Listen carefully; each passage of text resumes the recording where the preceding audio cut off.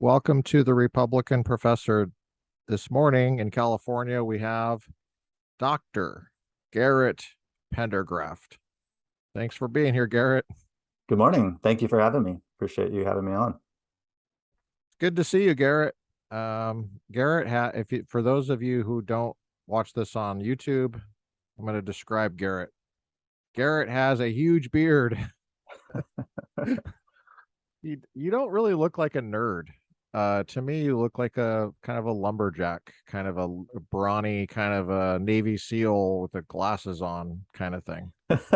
I've learned over the years how to kind of hide and obscure my nerdiness. So it's definitely there. But I also had just enough of a brief kind of side career before getting into academia that Mm, that also helps with the yes, masquerading as yes, you not a did. total That's nerd. right. Yeah. Yeah, you're recalling something. It's like an old memory. Didn't you work for the CIA at one point? Well, I did do an internship. Yeah, it was I guess it was called a co-op. It's one of these internships where you get school credit for it. Wow. So in college, yes, I was Cool. studying computer science, and so between my sophomore and junior year, I picked up this opportunity to do some work for them. So I actually was out there in working in Langley for I think it was 6 or 7 months. So it was the full summer plus the fall semester. Essentially, it was an internship where I got like one course worth of credit for each of those, for the Wow. summer and one for the fall. Um, And did you go into a secure building for that? yes, it was just the headquarters. I worked in headquarters there, so most of my work was on the sort of the IT side. So I was looking at sexy stuff like network diagrams and things like that. So that was my but it was a great experience. I enjoyed it quite a bit. And but I studied computer sciences. I wanted to get into visual effects. So the CIA thing was a really cool opportunity that I enjoyed. That I really enjoyed. And I thought about kind of shifting gears and trying to return for another stint. A lot of the interns do come back and either work full time or do another internship or two with them. Hmm. But I decided to kind of keep pursuing the visual effects goal. So I did that for a few years. Worked at a Yeah, you worked in film, right? Is that right? right, right, I worked at a visual effects studio called Rhythm Hues. Yep, I remember that. I Yeah, remember you and telling me about that. great place. They did good work. They won a couple of Oscars for visual effects. Oh, They won one for Babe wow. before I got there, Wow. and they won one for Life of Pi after I left. So I kind of held them back, I guess. But those Oscars, unfortunately, they went out of business shortly after Life of Pi. Oh, Economics of that the industry sucks. kind of caught up to them. What I remember about that story is what sticks out to me is when you told me how long it took you to get to the office. Yeah, there were a couple of I years was where horrified. I was like, which is ironic given what I did after, but right. Yeah, with you all spent those, plenty of time on those freeways too. Yeah, there was a time when my commute was 60 miles from Orange County to LA, yes. which is mostly, well, if you, the direct route would be basically 405 the whole way, Yeah. which is pretty Yeah, I awful. remember you telling me that. And I was like, what in the world? How do people do this? It wasn't, I yeah, I was think so horrified. it was only full time for a year. So Okay. that helped. But yeah, one morning, and there was no obvious accident or fire or anything. But it took me, I think, 2 hours and 23 minutes to get to work. That was my record, my Wow. personal best, Wow. personal worst. Now, you were doing that before you started studying philosophy, is that right? So Or yes, I did that okay. part time while I was finishing up college, and then I did it full time for a year, and then so I did part time for a year, then full time for a year after graduating, and then my third year, I actually is when I started grad school for philosophy. So you were one of the first people. I think you might have been one of two of the first people I met at Biola. Yeah, I think the same for me. I think I You remember and them occasionally. Joe Pack, Joe Pack, yeah. Joe Pack, who's now tenured at LA City College. If I Okay, good. if he's still there, I mean, I'm assuming he's still there. He I haven't hasn't talked told to me him in a otherwise. while, but that's Yeah, great. we text every once in a while. We used to keep in stronger contact, but We text for every once in a while. I'll throw him a text. He actually lives not too far from me, Oh, good. and I not that I ever go over there, but he's busy. That's He's kind got of how LA kids and tends to work. yeah. So um, Garrett, I don't remember if this is a legit memory of us or not, but did you have a class with David Hunt ever? I did. I did. In fact, Okay. his class, I had two with him, but the Yeah. first one was on free will. That was my first Yeah. exposure to free will as an academic topic. So Would that have been maybe fall of 2003, something like that? that sounds right. I was there at Talbot '02 to '05. Okay, I think I So was in that class with you. yeah, it probably was fall of '03. Uh-huh. Yeah, I think Justin Capes was in that class too, I think that's right. actually. Luke Van Horn was in That's that class. funny. Okay, Um, so you know, I want to bring up this book because this you just come up with this book, and let's see if I can get it to where the Golden Gate Bridge isn't. My nice. background on Zoom is the Golden Gate Bridge. Yeah, But so I can show it too. I got a copy here too, if it helps. yeah, The this there you go. That's a better uh, view. It's called Free Will and Human Agency. It's published by Routledge, which is a good academic press, a standard, legit academic press for those of you who don't know. And it's 50 puzzles, paradoxes, and thought experiments. Um, Delightful book. Um, I've been working through it, and I haven't read every single word, but I've read a lot of them, and I've read some of it twice. And the structure of the book is really what stands out to me because I'm not, I've not seen a book like this, I don't think. I mean, I'm not like an expert in this topic like Garrett is, but the it's a very helpful structure. The it's got how many chapters? 50 chapters. Okay, so it's yep. got 50 short chapters, and each one is you, you're not going to believe this, some kind of topic or issue or dilemma or paradox that has to do with free will. Well, And that's great that you or I appreciate that you enjoyed the structure. It is kind of a yes, new concept. how did you come up with that idea for the well, let me hold on, let me finish. Let me say a little bit more about this. Sure, sure. The the structure of the chapter is you get like some kind of brief anecdote or story, for lack of a better term. It's some kind of thought experiment, or it could be. And so, what's interesting is you're either interacting with literature or Hollywood or the literature, the academic literature. So that this would be very useful for people that are studying philosophy in a serious way, because a lot of times what you have to do when you study philosophy and writing philosophy papers for your professor is summarize what people have said, which is a lot of work sometimes. That's usually a lot of the work. Well, you're summarizing what people have said and you're pointing people to the sources. It's everything is footnoted, and there's follow-up um, reading recommended. Some of it has your stuff in it, I notice, unless it was a different Garrett Pendergraft. No, I did fall prey to that temptation and cite myself a couple times. You did, and it was funny that you were like, and then this guy says this, and it's you. It is weird to put your own last name with a parenthetical date after it in Yeah, a it was paper. pretty cool. It brought a smile to my face. But then, okay, you're not heavy-handed because you present the issue, and this is what might be very helpful for people is sometimes I feel like you kind of tip your hand a little bit, but you're not very heavy-handed about your answer. And so you leave people free to, oh wow, that was ironic. You leave people with room to deliberate. I can't get away from these issues. Yeah, it's hard. The puns are unavoidable, so Yeah, yeah, yeah. unintentional puns, that's fine. We'll Deliberation is just one of the agree to chapters. Yeah. let those pass. Uh, you leave room for people to sort through and think through the response, some of the responses, and the response section is not that long. This one, for example, in chapter the Garden of Forking Paths, is that the first one? Yep, Yeah, yep. that's the first one.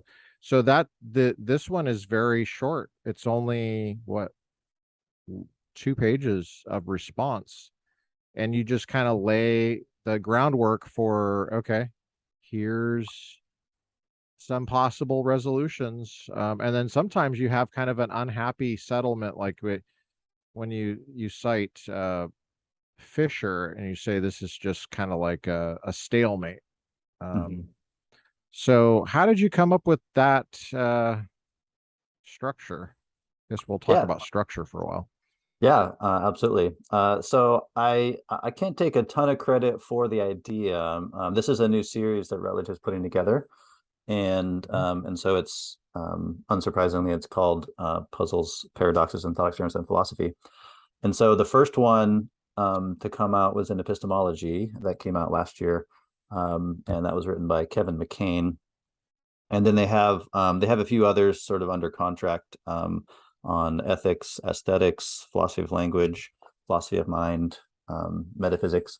And so so the editor reached out to me to see someone had recommended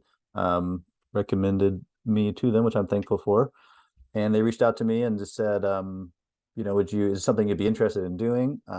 Do you think that you'd be capable of doing it and interested in doing it? And if so, that conversation went well. And so um, the editor invited me to submit a proposal with a couple of sample chapters.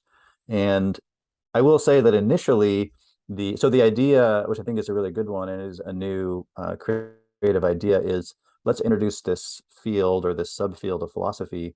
But Yeah, instead of kind of going through in a standard topical way, let's sort of force ourselves to present every issue in the context of some thought experiment or some, as you mentioned, some literary example or some example in film or TV or some historical event, or in some cases it's just a thought experiment that comes from the philosophical literature.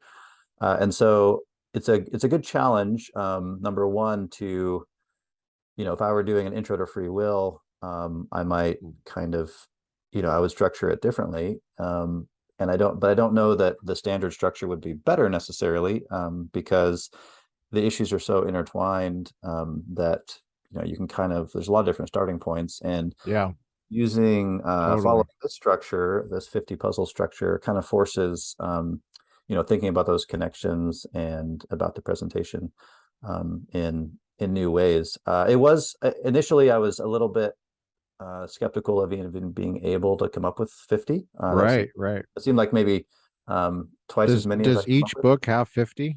Yeah, yeah. Oh, So wow. they're all 50 puzzles. And so initially I was like, well, maybe I can get 20, 25. But I kind of, I kept brainstorming. I reached out to some friends for other ideas. And then periodically, one would just sort of come to mind that I would Hmm. realize, oh, obvious. So like the Garden of Forking Paths, Hmm. in retrospect, is the way that the book had to start. Like that had to be the first chapter. Hmm. And but I didn't really think of that one as, until I was, a little ways down the road. And then in the end, there were, I think, in terms of total ideas or total like potential chapters, I ended up with maybe 70, 75.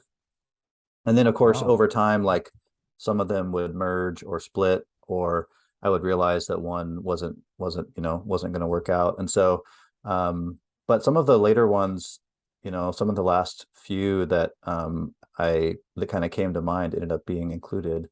But then on the point about the way each chapter is structured, that's also kind of what they were asking for. I did my chapters a little bit differently than the epistemology volume, but the same basic idea, which is, here's the case. We're just going to present the case, try to tell it in an interesting and engaging way, and then raise or present the philosophical issues raised by the case. So here's this story, or here's this thought experiment. Here's why here's why it's relevant to free will. And then, as you mentioned, just a brief treatment of the discussion of that issue in the philosophical literature. So the responses section is basically, all right, here's this, given this issue comes up in this sort of thought experiment, Right. here's how the, professional philosophers have around a little bit. And yeah, I tried to stay neutral. Oh, and then the other point is, and then the recommended reading, the idea there, which I think is really helpful too, especially for those maybe being introduced to the field. A lot of times a lot of times these recommended reading lists can get a little bit long. Maybe it's like an entire annotated bibliography.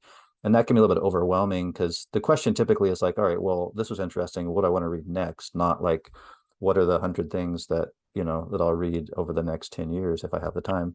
Right. So Right. try to keep the recommended reading list pretty short, maybe 3 to 6 recommendations. A lot of them, as I'm sure you've noticed, are things like Stanford Encyclopedia entries and stuff like that. So some of them are introductory and some of them are like seminal works in the field. Some of them are sometimes I'll mention a podcast episode. So there's things like that the idea would be, here's the issue, or here's the case, here are the issues raised by it, here's a brief little taste of how it's been discussed, and then here's some things to read next if you're still interested. Yes. And I did Did you have your own students in mind when you wrote this? I did, What yeah. would be So helpful for them? yeah, I was Like kind if of they're, thinking of my yeah, they're like if they're okay, well, you teach at Pepperdine in Malibu. There's your office there behind you. yeah. No And window, but I do have a no nice window.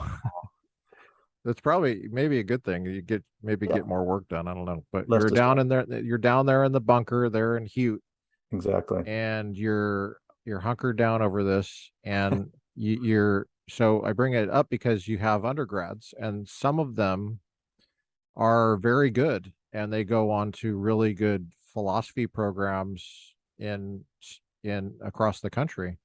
Some are at Stanford, some are at Yale, et cetera, et cetera. And Yep. some may attach to this material in similar to the way you did when you were in graduate school. And so the I just was I thought, I'll bet he has his own students in mind for this That's because right. Yeah. I probably the kind of like core target audience would be, the senior capstone seminar student, so the philosophy major who's getting ready to write their senior thesis, or maybe like a first year graduate student who is trying to get introduced to the field. I do so I think that's probably the core audience. I try to make it relatively accessible even to someone who doesn't have philosophy background. I yes, think yeah. in Let retrospect, let me say something about that really quick. I sure. think that's an important point because uh now I did have a course in metaphysics of agency in graduate school, like the one I just mentioned with Dr. David Hunt who was at Whittier, but he was teaching at Biola that semester, Yep. and that's his deal. David Hunt is like that's all what he does, and so I don't know how much of this. I know that I was able to read this book quicker because I had that course, Yeah. and Mhm. I've had other experience in philosophy. But I have to say that as I was thinking through this as I was reading it, and I think it is accessible to people who have never had any kind of training in free will. It might take a little bit longer to get through, and some things might, like cultural things of philosophy, might seem a little strange just Yeah. because of the way philosophers think and how they work through things, and it might be a little disorienting to figure out what's going on. But once you get the kind of cultural stuff, uh, what I mean by cultural stuff is there's a temperament. There's a temperament in philosophy of, um, oh, look, this is weird, and we're not going to get emotional about it, right? You because some of this would be quite emotional. I mean, like for example, the pre-crime thing. Yeah. Yeah. You know, you maybe I can kill two birds with one stone and talk about a particular example in the book. Absolutely. By the way, And that was, for trivia's sake, that was the last oh, idea, I guess. So that was, of is all that the right? Oh, chapters, that was the latest to be entered into the index, into the 50. And of course, once it came to mind, I was like, oh yeah, obviously this is an interesting case that raises important issues. And so anyway, wow. so I forget which one I bumped out to make room for that, but um, anyway, Okay, yeah. I'm having a hard time finding. I lost my my I took my So that one is thing out. page 207. Oh yeah, there you go. Problems with pre. Okay, so Yeah. page 207. Mhm. So this is like you. This could even be like philosophical bedtime reading, Yeah, just actually, pick a, because pick a chapter or two and yep. Okay, so problems with pre-punishment. Um, Now you have a very strong summary here of the movie Minority Report, the whole yeah. idea behind it. If you haven't seen that movie, it's about the concept is that these clairvoyants can see into the future, and or at least people believe they can. And their testimony basically of crime that will happen in the future is the basis for apprehending the suspect that's not guilty yet. Is that fair to say, you think? That's right. Yeah, that's right. Yeah, right. So I think that's actually the question. Yeah, they haven't committed the crime Right. yet. So the They haven't. question would be, are they guilty at Yes, that that's the point? question. Yeah. Yeah. Yeah. Okay, so what's the issue with this? The question is, can you punish them before the crime? Right. So it's one of these cases where, and as you mentioned, it is the That would be philosophical. that would make me emotional. I mean, I got emotional during that movie. Right, right. Yeah. Well, I mean, it does, the movie is a really excellent portrayal of I mean, it goes in a little bit of a different direction with, with, I guess, what it's portraying, but it Mhm. does, yeah. So the philosophical style is to sort of take a step back and detach a little bit and just consider. But I think that the puzzle here is Mhm. that I think the best puzzles are ones where you can formulate a really clear question, and Yeah. both of the competing answers can seem obvious in a certain mindset or to a certain person. And so in this case, Yep. um, there's one mindset which says, well, obviously that would be unjust Right. to commit or to punish someone who hasn't committed a crime yet. Yeah. And so it's kind of a no-brainer. Like, how And could you? actually, the way you say it in the book is you leave the word yet out. You say who hasn't committed a crime. Right, right. Because Which, if they are, and that's actually really, yeah. So let me come back to that because that's I think a great point that I still wonder about as far as this case goes. mhm. So seems like on one hand, obviously it would be unjust to punish someone before just on the basis of foreknowledge of a crime. But then Right. on the other hand, if you sort of ratchet up the reliability of the prediction and you get Mhm. something close to certainty, then it can seem obvious that, well, look, here's a murder that is going to happen and you can prevent it. And that's sort of like one of the basic requirements of morality, is that you prevent evil from happening if you can. Yeah. And so I think it's really interesting that you have these sort of two simple arguments which kind of push in opposite directions, and they can both seem very compelling. So that's why I like it. But I still, there is a weird thing about this case is that, and the movie sort of glosses over this, but to your point about, the crime hasn't happened, the way that the movie envision, and the way that most people think of pre-punishment, to the extent that they do, is as as crime prevention. But Yeah. for it to be actual punishment, the crime still has to happen, right? Yeah. So if you Right. strictly speaking, you wanted to have a department of pre-crime, if you wanted to punish crime ahead of time, then then all you're doing is just changing the order of things. You're Yeah. punishing and then they commit it because they have to commit the crime for the punishment to be just. Um, but of course, in the case, most people think of the crime as being prevented and not happening at all. But then, like, you're punishing for intentions, or Right. something else, which gets into more luck, another chapter. Mhm. So anyway, yeah, it's really a fascinating case. Yeah. Well, and also if the type of punishment that you're talking about is incarceration, Hmm. then they might have been prevented from doing the crime, in which case they'll never be guilty of it. Yeah, exactly. So, and that's So, how it's portrayed. I don't think it's too much of a spoiler. The movie's been out for a while anyway, but that's how it's portrayed in the movie. Is they're apprehended prior to, sometimes like almost on the verge of committing the crime, and they're just put away, sort of immobilized, in kind of like stasis for, I don't know, the rest of their natural life, or at yeah. some, and so yeah, it never happened. The crime never happens, and so it's kind of this trippy thing, is someone's being punished on the basis of this kind of counterfactual action Yeah.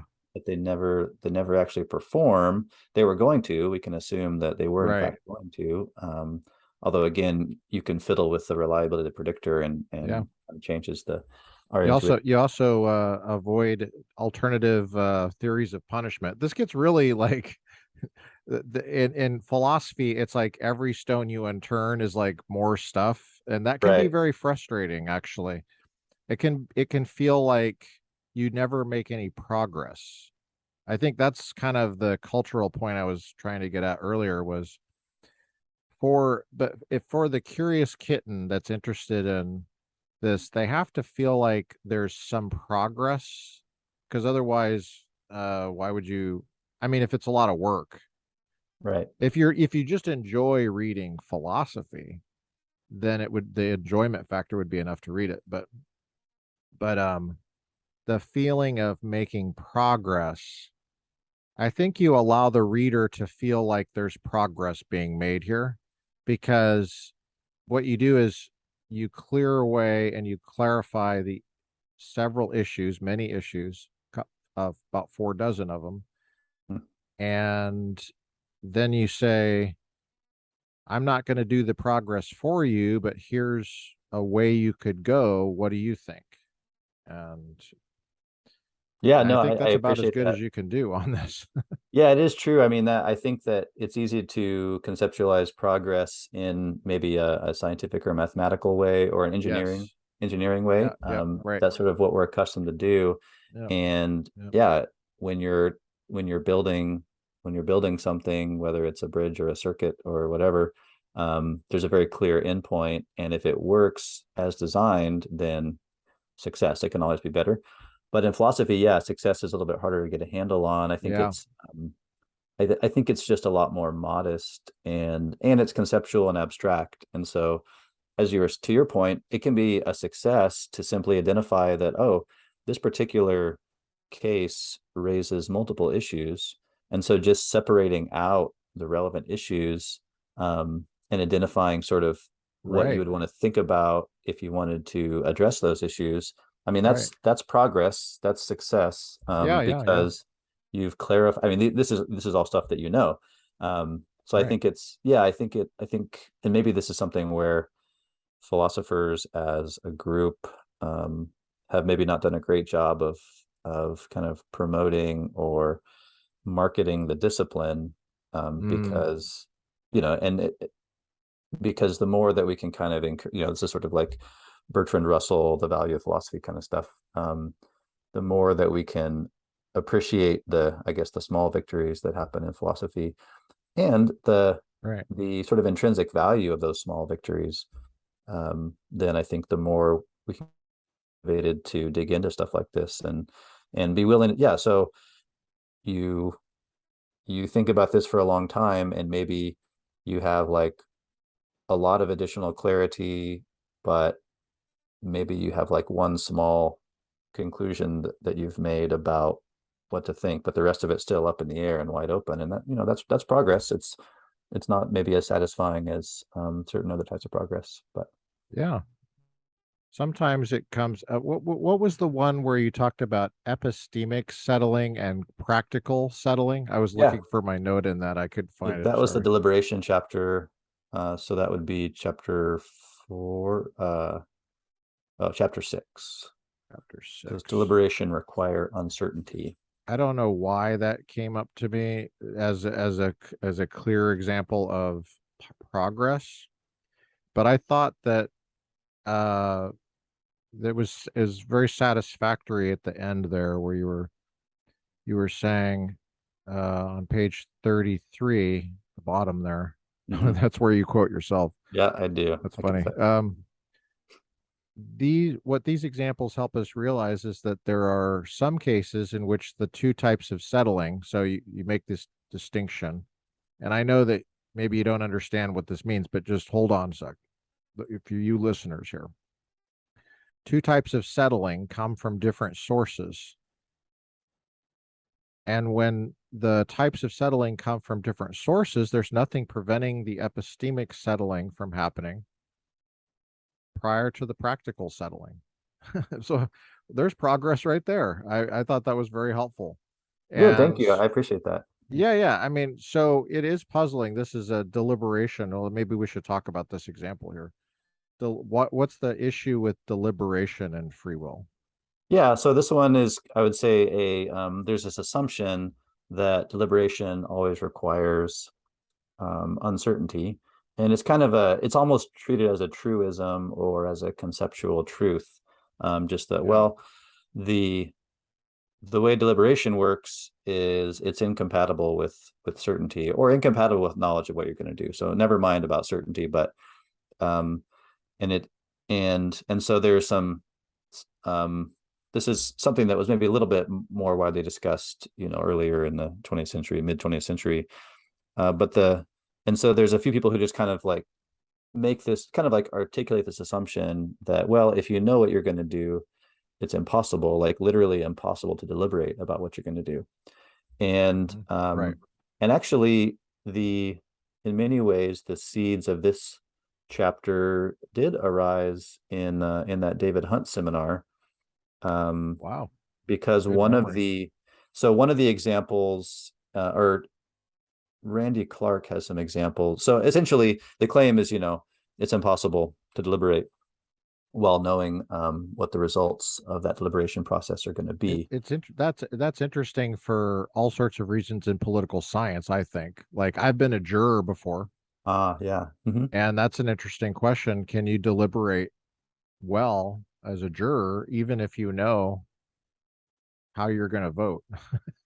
Right, right. Yeah, I think that's a great example. And, So, and in fact, I think we discussed, I don't know if I don't think this was in the literature, but I think in David Hunt's seminar, we kind of discussed something like this class action lawsuit, mhm. that one of the examples I end up using. And, Yeah, it's sort of an analogous or an adjacent type of case to the one you're mentioning is, um, yeah, I mean, I think yeah, if you're a juror and the evidence is clear, yeah, then you you could very well have all the evidence, so there's the evidence in the case, right? And then you could right, have um as much information as you need to know what your verdict is going to be. But the claim of the chapter, and this is one, yeah, I do try to, for the most part, stay neutral.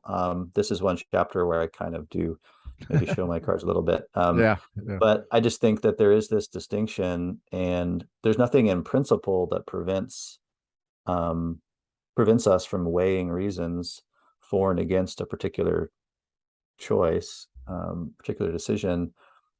Even if we have sort of independent, it has to be independent for it to work. But right, if we have independent reasons to know what we're going to choose, then we can still know that.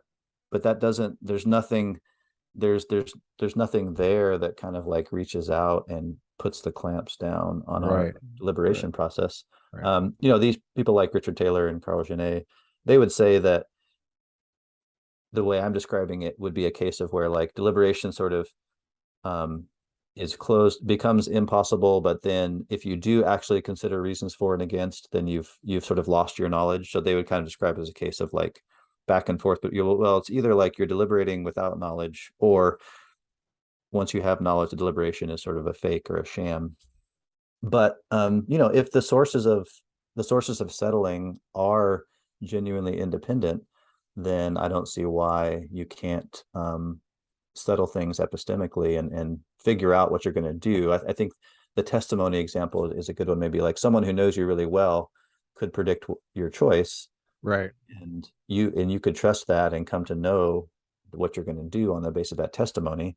They're using different sorts of reasons to draw their conclusion that they then Right. have to come to you. That Let, doesn't affect your weighing of the reasons. I think this would be a good time to maybe pop a little bit of a twist on the case and see how you'd handle it. Okay. Um, let's say that somebody knows, and in the example you give, I think is it a wife that knows? Yes. It's the Yeah. wife that So knows. The wife knows how her husband pretty well, and she's like, okay, you're gonna accept these terms of the settlement, and he still thinks he's deliberating. Well, he might still be deliberating, but he thinks he's deliberating. He thinks he doesn't know, but she does. She, based on her testimony, he comes to believe that he will accept the terms of the settlement while he's deliberating. He still deliberates.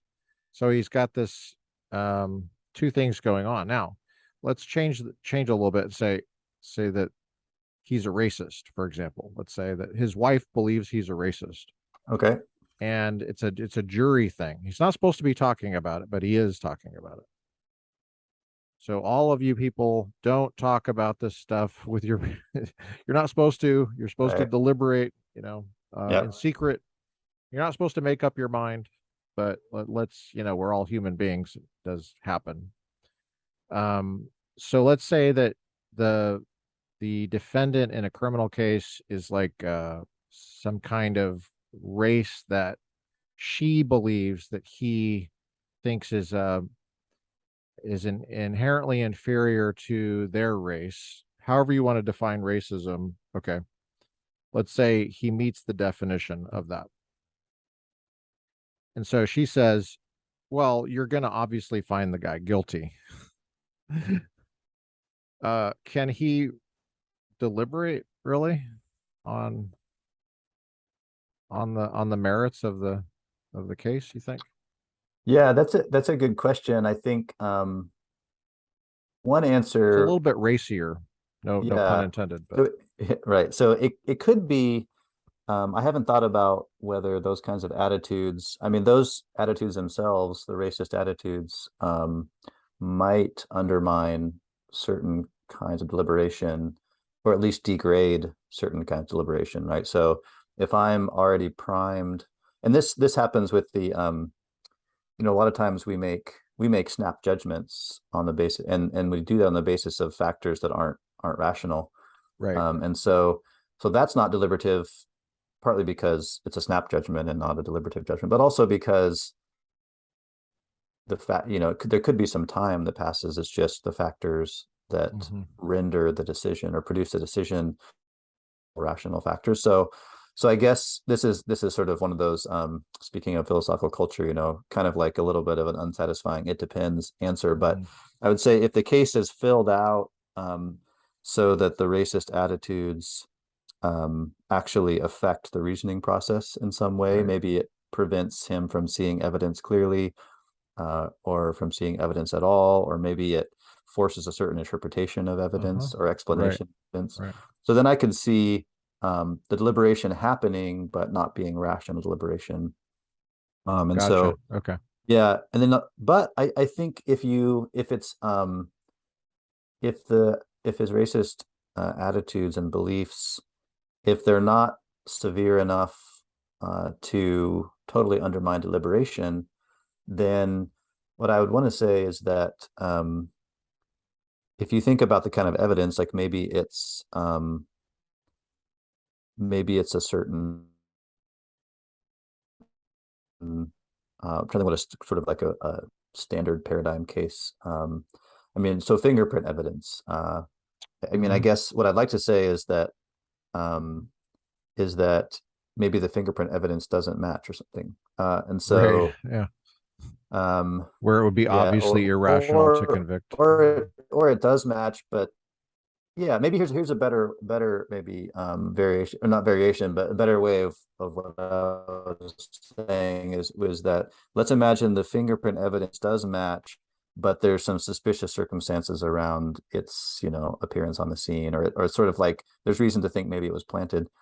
Um, you know, Even if his wife knows that he's going to vote to convict, and she knows that on the basis of his racist attitudes, and she tells him that, and he, you know, it's a little bit weird for someone to be so self-conscious, so sort of self-aware about their racism, so that to like say, oh, you, I think you're right. Actually, I'm going to have to vote to convict just because I'm a racist. So that's a little bit, hard to. But if Right, that's right, right. possible, so we're trying to imagine he has knowledge, and I still just don't see, as long as the deliberation is can still happen in a rational way. I don't see why he can't think, well, the fingerprints do match, but it is kind of suspicious.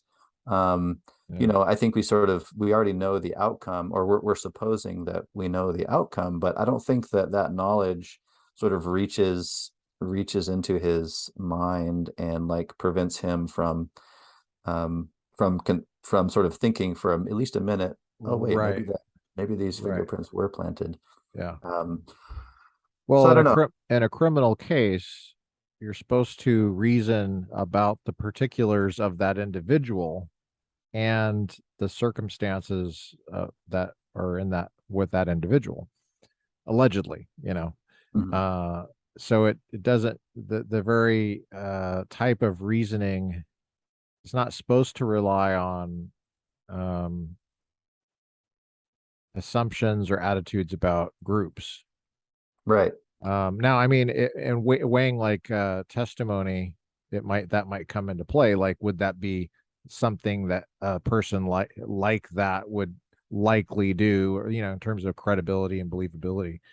I guess it's kind of tricky how you would cash it out. Like, Yeah, I think there is a bit of a dilemma. So I think you're right.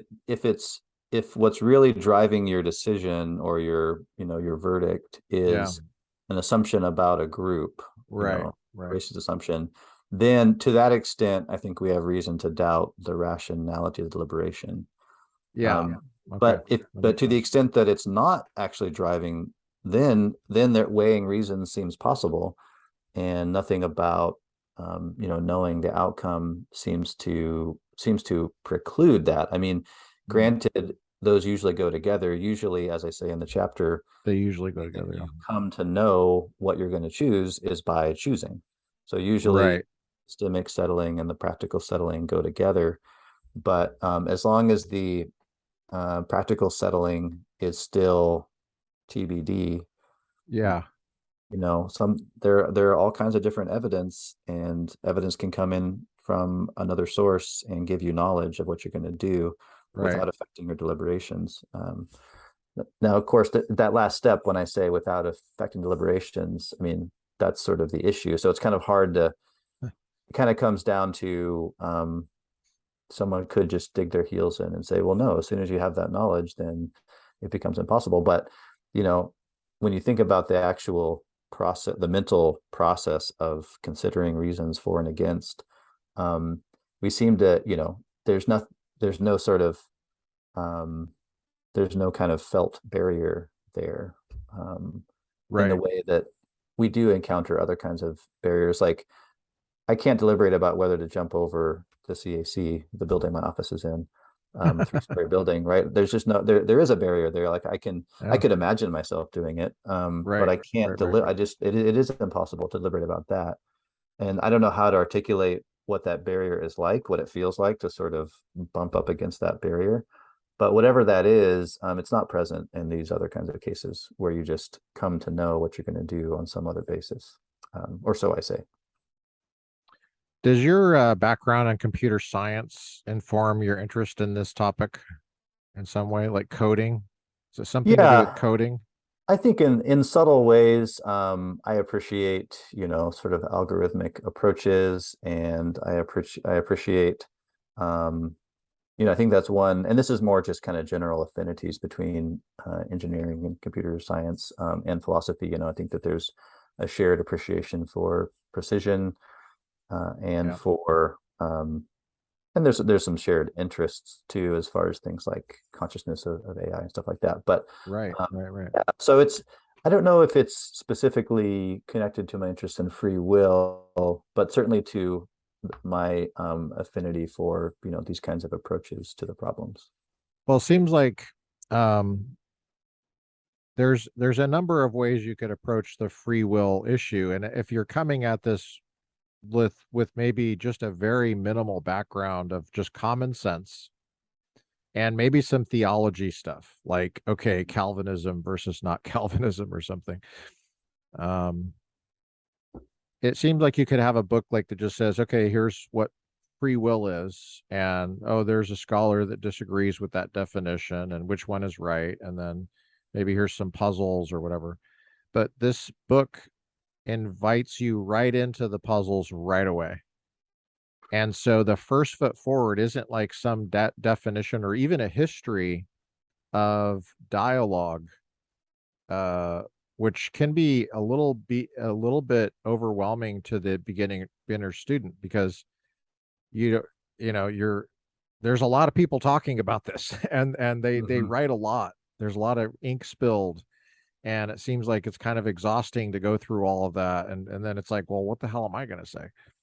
But this this approach is cool because you get right into letting people think freshly of the examples themselves and also adopt, first of all, come to awareness that this is puzzling.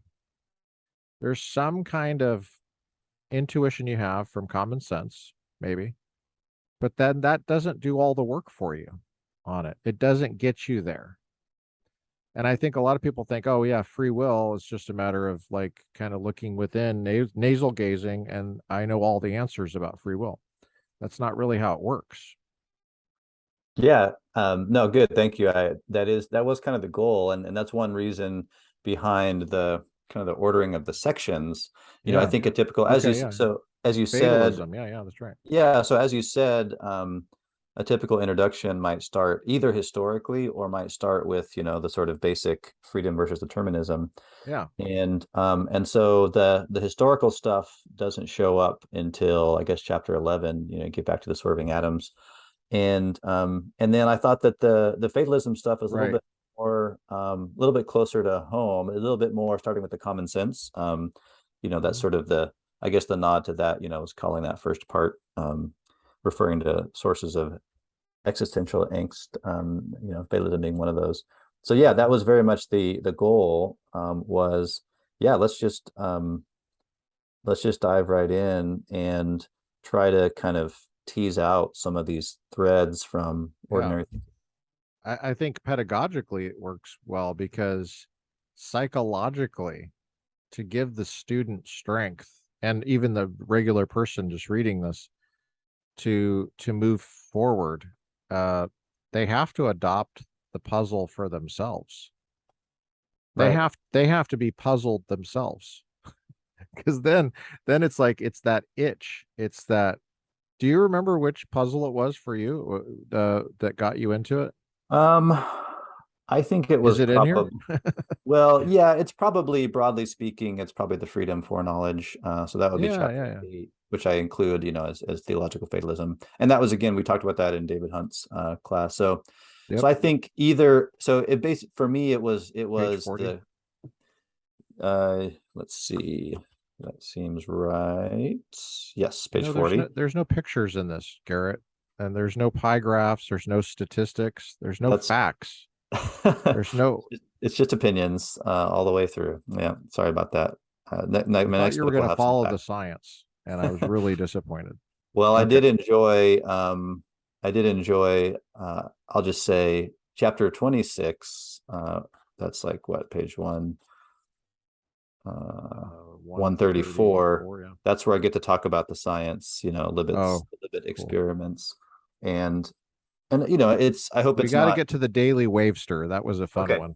That For was a sure. We'll fun talk. one. Yeah, we got to Yeah, get that to was a that fun one. one to write. It was one of my favorites to write. Um, yeah, so for me, it was freedom and foreknowledge. I was interested in the tensions between theological doctrines and philosophical or scientific reasoning or doctrines, you might say. And so that shows up in the freedom of foreknowledge. And then I also I don't talk about divine providence as much in the book, but I do mention the first chapter of part 3. So that's chapter 25. That would be page 129. There you kind of have this maybe standard sort of Western secular view of free will as more Right. choices, Oh, and that then you was a have the good more one. Augustinian. Yes. That was one of my favorite chapters actually, Good, yeah, I because of the historical value of the yeah, yeah. material. So I would say for me, it was kind of the surface level, and sometimes it runs pretty deep, but the tension between theological doctrine and philosophical or scientific conclusion or argumentation. Uh, I love your subtle humor too. I have to say it right now because I have this little smiley face here and there dotted there, and you say it takes you off guard for me anyway. But one person who would presumably accept the offer of moral perfection is Saint Augustine, although perhaps not yet. I And appreciate. I had that in like Doc Holliday's voice from the movie. I know it's like totally not scholarly to think of That's it, but I good. know it comes from the Confessions. But Right, right. Well, no, that's, I do like funny. to people who, people such as yourself who have taken the time and the effort to make it that far in the book, or just to engage in any of the chapters. Yeah, I like to try to, for Spruce it up a little bit. yeah, toss them a few enjoyable, tasty bones to nibble on or whatever. Very But subtle. yeah, so it's fun to kind of sneak in attempts at humor. I don't know how many of them actually land, but I'm glad a few of them landed with you. So that's Yeah, yeah. So I mean, you can overdo humor. And I've never been very good at figuring out where that line is. So mm. that's Yeah. I think for me, I just um, as long as I try to make it as dry as possible, then yeah, yeah, then that's it's always sort of safe. it's either right. So it's either going to be Dad totally humor. missed or appreciated, sort of as a little hidden Easter egg, and then I don't know. I I do have the joke I included in the one chapter, which is, not a very good joke, but I don't know if you read that one. Which one? The neutrino, or so this is in talking about the swerving. It's actually in the, oh no, not swerving atoms. It's the one where it's in the practical reason. I'm trying to remember which of the scientific Practical. experiments, so I can get a page number for you. But I talk about, so there's a couple places where I talk about time travel, Hmm. and the I may have to If you find it recall it, yeah, let me know. We'll later, get to it. because anyway, I'll have to look. Well, But yeah, we'll go back to divine foreknowledge. Someone is listening to this and is thinking, okay, what's the issue there? They're holding on. They want to know what is the problem there with divine foreknowledge? Does that undermine our freedom? So what's the issue? yeah, sure. Yeah. Yeah, this is one of those kind of perennial puzzles people have been thinking about, and I think the basic issue is that you have, at the most basic level, you have this traditional doctrine of divine omniscience, Hmm. and for a long Right. time, and still today, um, a lot of those operating in a, kind of monotheistic tradition, uh, believe that God has exhaustive foreknowledge of what we're going to do, Hmm. and also is infallible with respect to that foreknowledge. Right. And so if you tease out the implications of that, then it means that for any choice you make at any time, then God already knew that you would make that choice. Right. Assuming that God's mind works in some way roughly analogous to the human mind, obviously there's lots of differences, but assuming that God has Right. something like beliefs in his mind, Hmm. then for any choice we make, well, go back as far as you want, Hmm. 10 minutes, 10 years, 10,000 years, 10 million years, and God believed that you were going to do that thing. Eat Um, Cheerios. Eat Cheerios this morning. right. Use So whole milk instead of almond milk. there you go. Yep. And so given that God has that belief that's sort of buried in the past, it seems That you like would eat Cheerios today correct with whole milk, yeah, with whole milk, yep, at a certain time. at a certain time. So given that belief, it seems like in at the moment of pouring those Cheerios, in order to be able to do something different, choose the Yeah, almond milk or a different cereal, even maybe or some a Greek. different shirt. Yeah. To do that, you would have to somehow be able to reach back into the past Right. and change God's Change God's. belief. Oh, yeah. You can't you can't Or make make it him wrong, but you right. can't do Yeah. that, right? You can't make So God wrong. exactly. So with maybe my wife believes I'm going to have Cheerios. I can just easily falsify that belief by making a different choice, perhaps going with the grape nuts instead. Yeah. But when it comes to God, doesn't seem like we can falsify God's belief. So that's Right. the way I characterize it in the chapter kind of follows what Zagzebski does in her Stanford entry, but I try to simplify um, and sort of streamline the argument so it has just a few different ingredients, which basically is just this sort of like there's this belief of God's that's kind of buried there in the past, Right. and as you sort of and so there's like a necessity there we have no control over, Yeah. and that necessity kind of transfers through to our choice, and if our choice was necessitated before we were Right. born. I remember freaking out when I first thought about this. I remember I was wigging out. I was like, "Oh no, It is, I mean, yeah, wait." I think Because I mean, you're talking about you're not talking about Cheerios, just Cheerios. You're talking about eternal damnation. You're talking about heaven and hell. You're talking about moral responsibility. right. God, Yeah, you I mean the couldn't stakes, refrain from sinning because he knew you were going to sin. yeah, the stakes are high. So I agree that that's one where you kind of have to, I mean, this is one, I think this is where you get into some of the benefits or advantages of maybe the Right. more detached style of philosophy, which is that there is something, and this is why it's in the fatalism and the sort of existential angst part of the Yeah. book, section of the book, because yeah, if you really think about it, you do start to wonder about whether, you know, our choices are what we think they are what they seem to be, as free as they seem to be. But then if you kind of take a step back and say, okay, well, what's the argument that I literally don't have free will in this situation? What is the argument that starts with God's belief or starts with God's foreknowledge and gets to the conclusion that I can't do otherwise, that I have no free will? And if you look at the argument, well, there are some places that you can kind of poke and prod at it. As I mentioned in the responses, there's some reasons, and there's some of them are more intuitive than others. Some of them are kind of get pretty esoteric or kind of abstract. But so I think there's Can a you, in case somebody is just like having a heart attack listening to this, can you alleviate any of the anxiety? I mean, is there any kind of, do you want to tip your hand on that at all? well, As far as, I've always been attracted to the so I guess I would say so the first thing I would say to alleviate the concern is that yeah, there are a lot of really smart people who, and by the way, a lot of whom take very seriously these Christian doctrines, right. who Do you? I do, yeah, I do think God has foreknowledge Okay. and infallible foreknowledge. So you I believe don't, God, you believe God exists? I do, I believe that God exists and has foreknowledge, Okay. among other attributes and other things.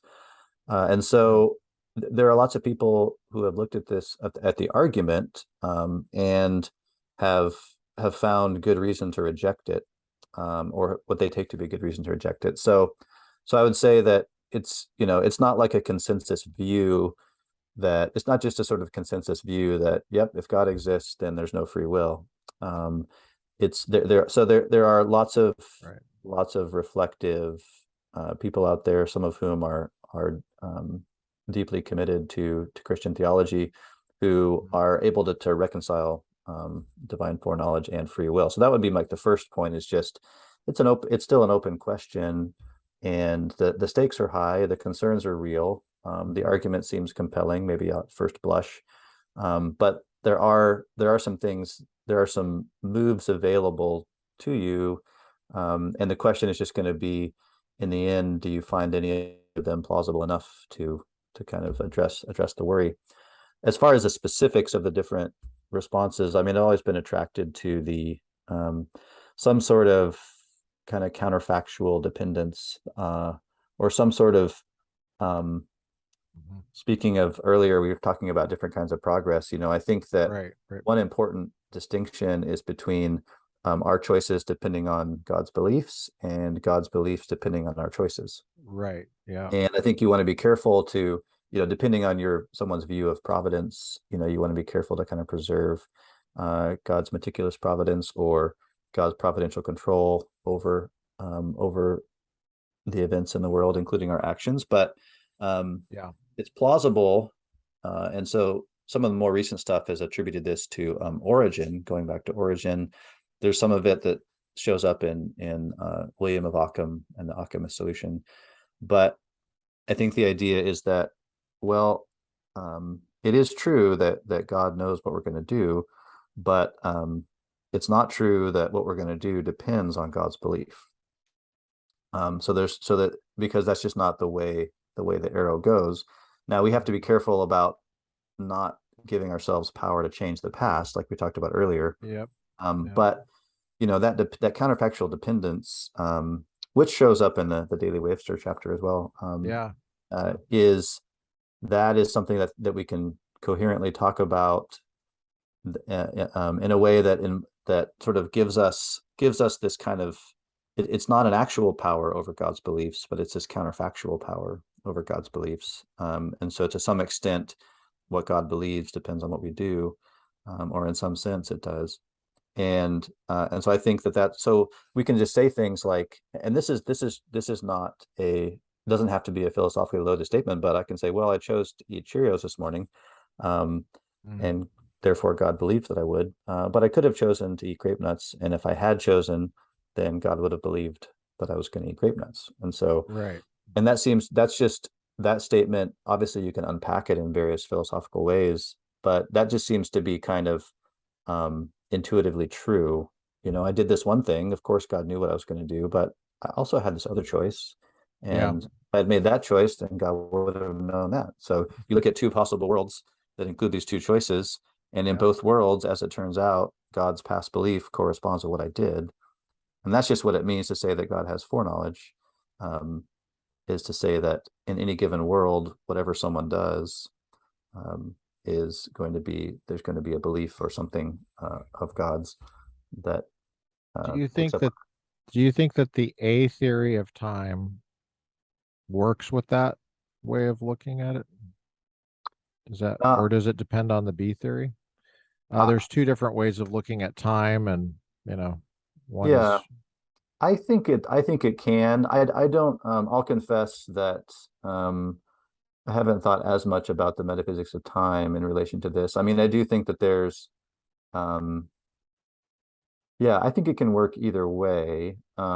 It's a more natural fit, I suppose, given a B theory Mhm. of time. Yeah. But um, Just to complicate it even more, people. that's right. Just That's right. So it is true. How you think about time, whether yeah, God's in time or outside of time, that's another yeah. thing. Like Right, right, right. if God's beliefs in the past are fixed in virtue of being in the past, well, if God is outside of time, then are his beliefs fixed in virtue of being outside of time? Is the Mhm. realm of timelessness just as Right. fixed as the past is? Yeah. Well, we don't know. It's hard to Is say. time like a location? It's because it sounds like a lot of times people talk about time as if, I know this is outside of the scope of your book, but it does kind of raises the book. Any philosophy book will raise a host of issues outside of the Right. book. That's just Right. how it works, and laws that way too. But a lot of times people talk about time as if it's analogous to location. Like that's why we get the people talk about time travel. Traveling is really a location kind of a thing. Hmm. Talk about God being outside of time as if it's a Right. location. Right. Yeah, it's almost like a four-dimensional block. Right. And And or yeah, is that really or the right way to think about time? It's an yeah, interesting question. I agree. And and it shows up in these interesting puzzles. This is not a free will puzzle, but puzzles about like material constitution, the Yeah. statue, the lump of clay and the statue, like what's Right. going on there? Do you have two things in the same place at the same time? Do you have something that just changed its essence? And anyway, so that I think you get the same sorts of questions. Well, how does time work here? Is this one thing extended through time, and at any given moment you're just looking at a slice of it? I think these are all really interesting questions. They apply even more, maybe even more pressingly to human persons and not Right, just right, statues and right. lumps of clay. But yeah, Let's do a couple more. Um they just happen to be right next to each other. One is Reading Emma okay, and The Daily Wavester. I don't know which one you want to take first, but I thought that Reading Emma was good because it gets into the issue of the word can. The word can is just kind of a pain in the butt word in English. Not it clear is. what it means. It But is. I mean, that's another example of making progress is when you figure out that these words are tricky and they have different meanings, and if you can nail down the issue with the meaning of a word, that's actually progress. And Absolutely. then the daily wavester, which is about surfing. So, Yeah, and you're in Malibu, so it's almost like we're obligated absolutely. Got to to do cover that that one. that chapter. Yeah, I'd be happy to talk about those. And by the way, Yeah, yeah. the bad joke is chapter Oh, 14, page 72. So oh, it's nice. the joke about the tachyon, Oh, where yes. the Yeah, bartender says, that was "I'm great. sorry, but we don't serve fascism light particles here." Oh, that is great. Yeah. Tachyon walks Yeah, I into a got a bar. little smiley on that one. That is So anyway, awesome. Yeah, uh, yeah. I'm glad you found that. I was going to ask you about that. yeah. So reading Emma, chapter 28, we can start with that one. And yeah, I think this is a classic sort of thought experiment um, from from Austin, J.L. Austin, although he attributes to someone even earlier, Noel Smith. Um, and No, he so no, no relation to Jane Austen. that's yeah, that actually yeah, funny. I wonder if that's why I never actually thought that if that's maybe why he chose the example. So he talks about Jane Austen. J.L. Austin talks about Jane Austen, and I forget, I think it's in a footnote. And so I kind of riffed off of that and used this example of, yeah, I mean, even something as simple as can you read Emma, is the Yeah, yeah. question. Well, what could be a So more someone, yeah, walk through the example. It's somebody borrows his book or something. yeah, so imagine that He has you only are one copy of Emma. He's got right. one You have one copy. copy. You're and so you let someone borrow. You're trying to get them excited about Jane Austen, just like you are. Doesn't have any pictures, so just let him keep it. Right, right. No That's pictures. how I think. Just kidding. and and then I sort of pose the question: once you've lent it and it's no longer in your possession, Right. well, can you read Emma? And this again is one of those interesting cases where there's two obvious but inconsistent answers. On the one hand, obviously you can read Emma, because you have read it before. You didn't lose. Focusing on the word can. Yeah. Right, right. So can you read Emma? Well, yes, Yeah, yeah. you can read. Emma is something that is readable. Right. And so yes, of course you can read Emma. Anybody who can Yeah. read at a certain level can read Emma. You know how to read. Obviously, yes. Yeah. That's right. And then it's nice to put it in a book because I can say, well, because you're reading these words right now, yes, you can read Emma. You are reading Yeah, yeah. kinds of words that might be in a book like Emma. It's legible. The copy is legible. Yeah, It's not watermarked or anything like that. right. But then on the other hand, there's an obvious answer no, which is, well, no, your only copy is gone. Like, go ahead and try right now. I dare Yeah, you. right, right. I Different it's sense of can. right. And so That's that kind of very the point. simple, It's a different yeah, sense. right. Yeah. So that very simple question, can you read Emma? And you could even say, can you read Emma right now? It's still equally ambiguous, I think. Um, it just points out that Ambiguous. Let's define ambiguous because that's a technical term. We kind of have a sense of what it is, but it's a yeah, kind yeah. of a So there's technical two term. different interpretations of the term can, and it's The word by and ambiguity is really just remember that it's got the word by in it, which means two, like bicycle, yep, two tires instead of unicycle or tricycle. So yeah, so it's got yeah, two different meanings, and you don't know which one. Right. So there's one meaning that refers more to abilities or capacities, kind of like skills. Another example would be, um, can, someone, while I'm asleep, can I speak English? Well, Yep. in one sense, obviously, yes, I have. So Yeah. there's a can of like ability and capacity. One way it's often distinguished is there's ability, the can of ability, and the can of opportunity. So, Yeah. so saying Good. like opening up a can. So the word can could mean I have the relevant capacities and skills and abilities, or it could mean I'm in a position where, I have the opportunity. So when I'm asleep, um, I I still have the ability to speak English, but I don't have the opportunity to speak. I mean, I suppose there could be sleep talking in my sleep, but um, so that's a really important distinction that is hidden in this ambiguity of the word can, which is that sometimes we use it, and so maybe and actually I don't know, maybe there's a language out there that has two different words. That one which corresponds pretty closely to the ability version of can, and one which corresponds to the opportunity version. Um, Right. Right. and so that would be interesting. I actually haven't thought to look into it. It would be difficult to, I guess it would be, yeah, so a linguist might be a better person to do this sort of research. But I do know that there are other languages where they have different words for, speaking of time, Hmm. for tense, or the other, and you end up with like different intuitions about things. Yeah. But we don't But have different words, and yeah, so yeah. the same question can be ambiguous. Where you land on that though is you also say it's vague, and that's a Yes. different quality. Vague and ambiguity are not the same exact Right, thing. good. So So then the putting example yeah. kind of produces the vagueness because he has this great example of like, well, he says, imagine that I miss a short putt because I could have, maybe even should have made it. And again, Yeah. nothing, and Right. there's, maybe for those who aren't golfers, just imagine, hitting a dartboard or sinking a ball on the pool table. It doesn't have to be a bar game, but whatever so just imagine some game of skill where obviously you could have done it, but you just messed it up.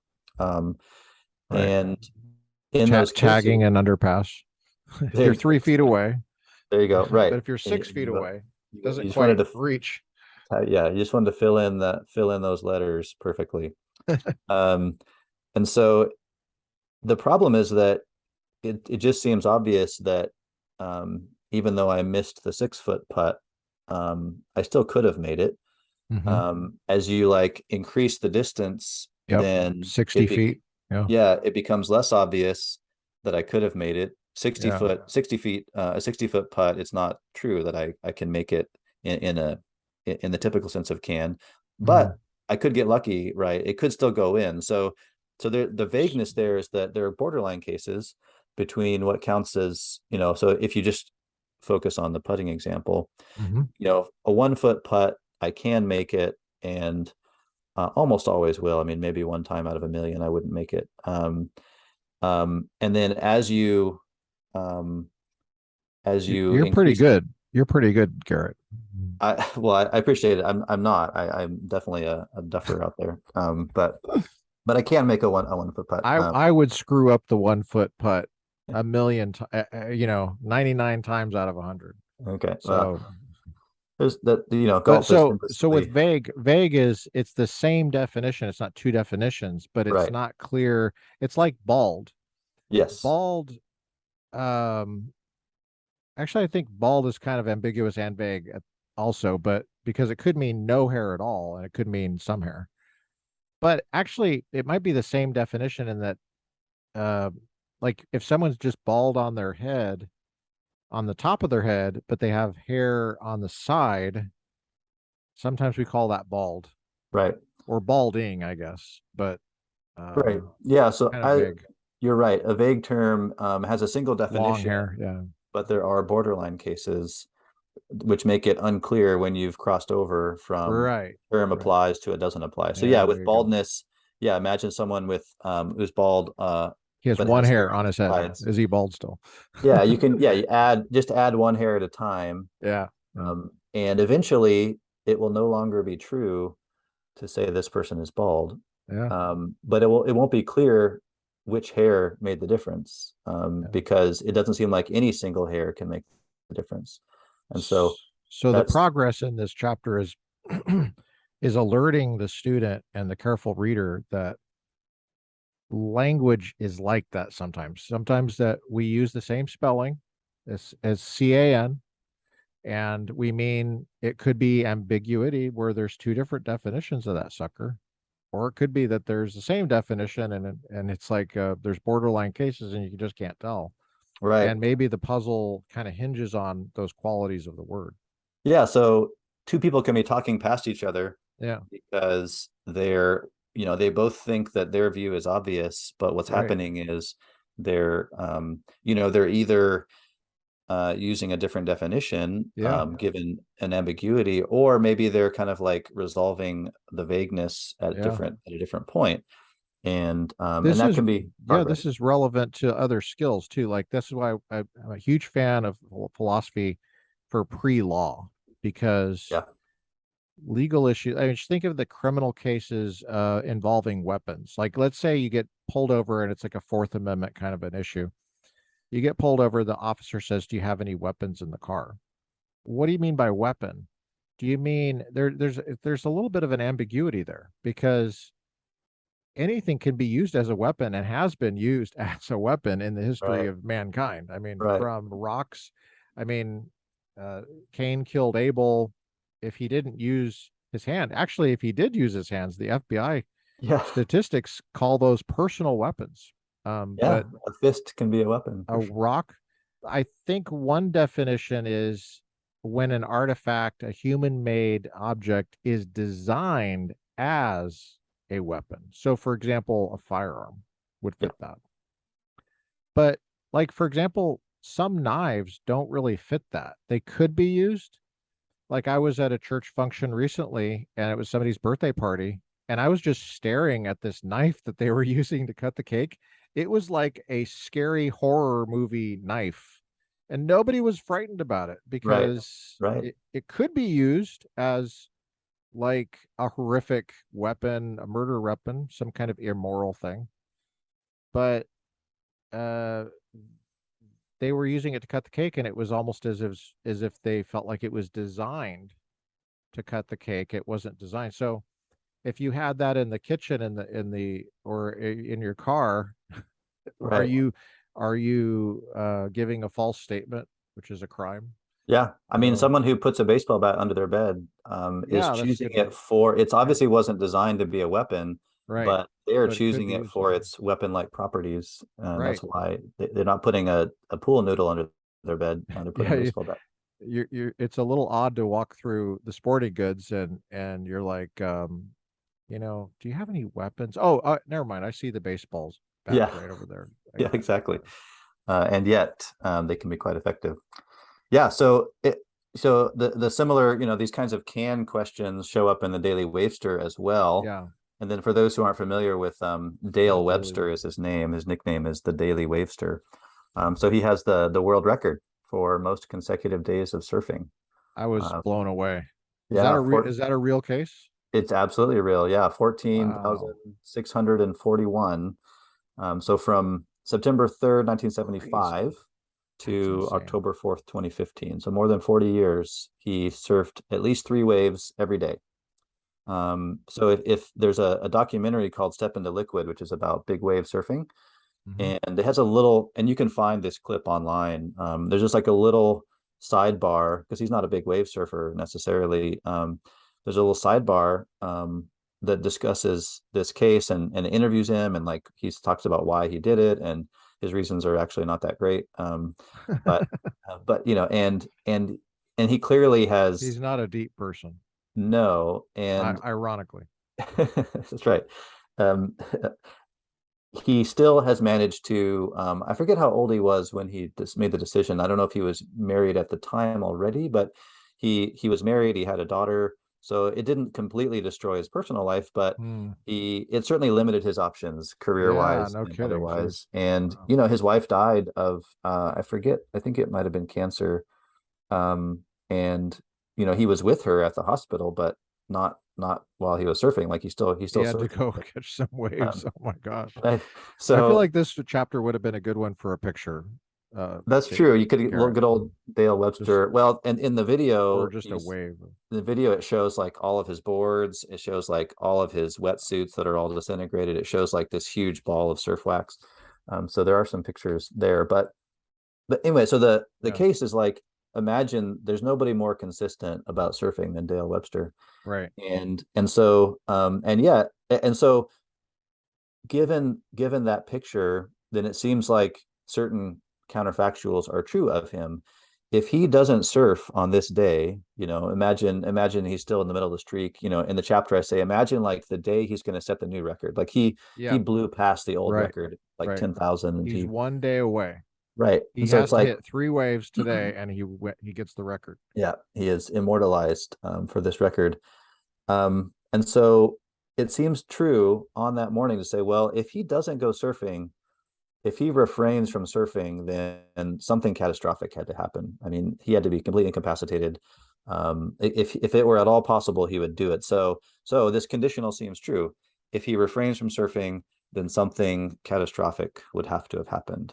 And another way, so that's a little bit of a complicated way of putting it, but essentially something in the past would have to have changed, right? So if we're imagining a scenario where he doesn't go surfing, well, we have to kind of go back and like he has to get injured in some serious way. There has to be some natural disaster of some sort.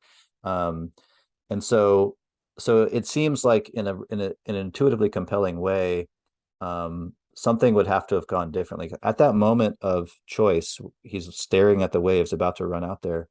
Um, well, at that point, like he's gonna surf, and if he Yeah, rain, then we have to like sort of go back and change the story somehow yeah, because of right. the type of person he is. So that seems intuitive. Hmm. But also, obviously, if doing something otherwise requires changing the past, Yeah, then it that's seems to not a be good impossible. option. Yeah.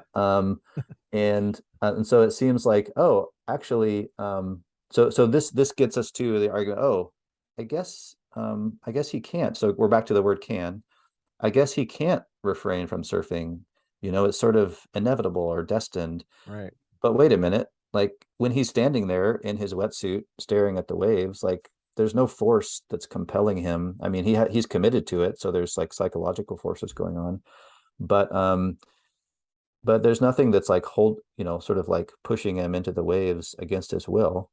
Right. Um, and so of course he can refrain from surfing. Right. Right. So this is a case where you have not just like a two conflicting viewpoints, but you have almost like this inconsistent triad where Hmm. nobody can change the past. That seems obvious. Right. It also seems obvious that if he were to refrain, something in the past would have to be different. Um, but it also seems obvious that he can refrain. Do you think God can change the past? That is a great question. I I probably think no, in the same way that God can't make contradictions true. Yeah. So I think God cannot do that. I don't think it doesn't reflect poorly on his omnipotence. Right.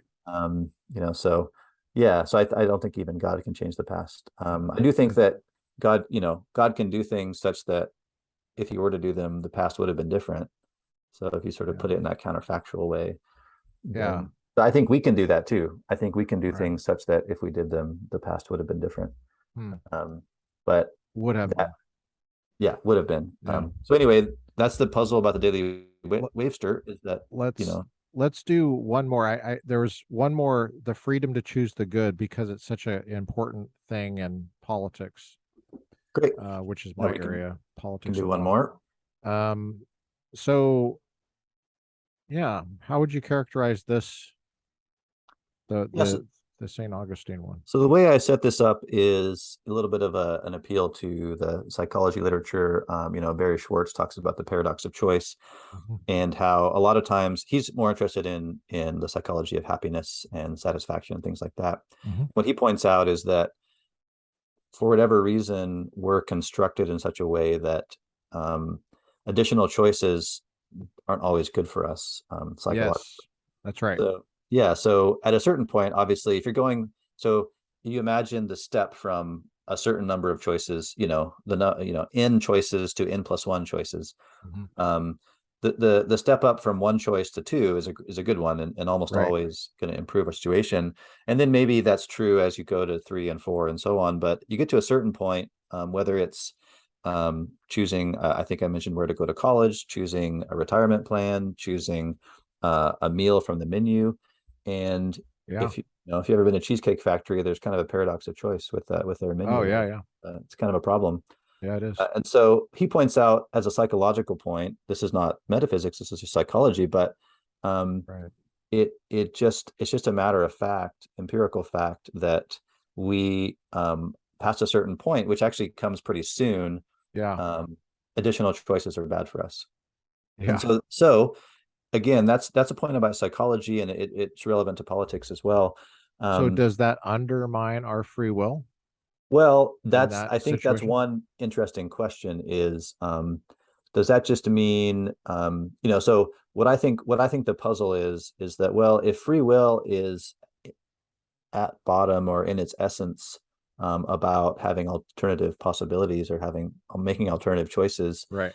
choosing one thing rather than another, if that's the essence of free will, then it seems as though and also if it's true that adding a third choice to a second is a good thing, then it seems like we should just be able to keep adding choices indefinitely and it gets Right. better and better. Yep. And maybe you want to say that, well, we're It's finite like creatures. cable television. It's like, Yeah, well, when I grew up, we had like seven channels or something. We didn't have cable, right, right. and you had to get up and turn the channel. Yeah, so I think it would be weird. So Overwhelming. it's not a logical issue, or it's just it would be strange. This is sort of like Yeah. Mavrodes talks about how the world would be a strange place if we have obligations that don't, if it were sort of a just a naturalistic world and we have obligations that don't redound to our benefit. And this is a similar thing. The free will would be a strange thing if the essence of free will is choices, alternative choices, but the more you get, the worse off you are. Free will is a good Yes. thing. We all want You would it. think, yeah. It's valuable. And so Right. that kind of thinking prompts, well, maybe there are different ways of thinking about free will. And Yes. that kind of comes to like, well, There maybe you go. free will is not, obviously it involves alternative choices, but maybe at its root or at the Mhm. most fundamental level, free will is about making the right choice or making the good choice, choosing the good, as Augustine might say. So so this is an example where getting into you like you say the root, there's a deeper sense or intuition that philosophy can help us with, is getting at the root of what free will is really all about. Yes, Right. maybe it does involve alternative possibilities. Do you think those are necessary for free will? Or I'm sorry, Um, for moral responsibility? yeah, so It's a different issue. We don't have Um, to get into I it, do but not. Right. I do not. So I kind of have this like I'd say my fallback view. So my goal is to like try to preserve free will in the face of whatever threat or challenge might come its way. So that's my methodology is, all right, seems like we have free will. Here's a challenge from theology or from science or from the social sciences. And let's see if we can conceptualize free will in a way that is immune to that threat or resilient with respect to that threat. That kind of shows up in the chapter on flip-flopping. But and so that's kind of my stance. And then yeah. if it turns out that determinism, for example, does in fact rule out alternatives, then I think, well, I think it's still possible to be morally responsible even without those alternatives. So I view that as kind of a fallback position. The Um, freedom to choose the good. That's a historically very powerful right. That's right. And I think consideration. yeah, and I think it has the historical pedigree. Yeah. For individuals like St. Augustine, there's some contemporary defenders of it, but I think also there's something intuitive. I don't know how compelling, in the chapter I use an example of, musical performance. We could talk about athletic performance, but I think there's a certain point, you want to have earned the skill and the ability, and it's not like you want to just have it downloaded into your head like in the Matrix. But Yeah. once you've put in the work, although Right. some might say just go ahead and download it directly. But if once you've put in the work and gotten to a certain level of expertise, then it seems like if somehow God or somehow gave you the offer, or somehow you have the opportunity to say, you know what, if I can kind of eliminate the possibility of error, then I would choose that. I mean, it's not really interesting. So if I'm working on a piano piece, if I'm working on maybe some feat of some other feat of endurance or strength or human Right. achievement of some sort, I want to have earned it, but there's a certain point where like I'm not interested in being able to mess up. I and what I would rather be able to do is do it perfectly, or reach the pinnacle. And so there's something Yeah. intuitive about that. I mean, and then translate or transfer those ideas into morality. Sure. And to me, so if I were given the choice of a pathway toward moral perfection, you have to be careful that it's not sort of a formula or an algorithm. Hmm. To me, I'm not really interested in, there's nothing attractive about the ability to make the wrong choice, by itself. Um, Usually failure is part of an attractive package that involves growth and development and hard work and Yes. overcoming adversity. So that's very attractive. But the ability to make the wrong choice is not, I can, I think there's a case to be made that that's not really what we want when we want free will. And so that's, and maybe, Right. Right. that's the alternative picture. Yeah. Maybe Yeah. in the end, the alternative possibilities idea is more compelling. But I did think that would be a good opportunity. This chapter would be a good opportunity to kind of try to cast a vision. What Um, when well, you start in philosophy and you have your ideas that you have at the beginning when you start, right? How much of this, I mean, I think you were very well set up to study this profession and to make these contributions professionally because you studied with John Martin Fisher and Gary mhm, Watson, right? that's As your right. Yeah. doctor. What was that like being set up? Did you have your ideas first and then you just try to defend those, or did you genuinely feel like, oh, I'm gonna work through this without with totally ready for what comes, even if Yeah. I change my mind? How does Yeah. that work? So being at UC Riverside was a really fantastic place to study free will and more responsibility. And yeah, John Martin Fisher especially was my advisor there, and was quite an excellent advisor. And yeah, and Gary Watson was there. Lots of other faculty who are really excellent. Um, and yeah, so I think coming in, I had certain, I guess, predilections or certain kinds of leanings, Hmm. and some of those were confirmed and reinforced, and some of those were dismantled, I guess you could say. Hmm. One thing that's really great about a place like Riverside is that a lot of and this is especially true of John Martin Fisher, a lot of his PhD students would write dissertations that were very much in disagreement with his considered view. And in essence, a lot of his students would write a dissertation about why he was wrong on things. And It he says a lot was about him right, that he would. exactly. He was more than happy to supervise that kind of dissertation. So Hmm. yeah, I think it's a combination. I think you have to, you mentioned this earlier, like you have to sort of make it your own and commit Yeah. as early as you reasonably can. But then you also have to kind of hold your views loosely and be open Yeah. to being persuaded otherwise. And that's a tough balance to find. Yeah. Well, it's totally relevant to what we've been talking about this whole Absolutely. time. So, Absolutely. well, I know that we this has been very valuable for me, and I think it's going to be very valuable for lots of people in the future. As long as this record exists in the library of whatever podcasts are out there. And so we thank you, Garrett Pendergraft, for coming on and sharing with us your take on free will and human agency, published by Rutledge University, or sorry, Rutledge University, Rutledge Press. So thanks, Garrett.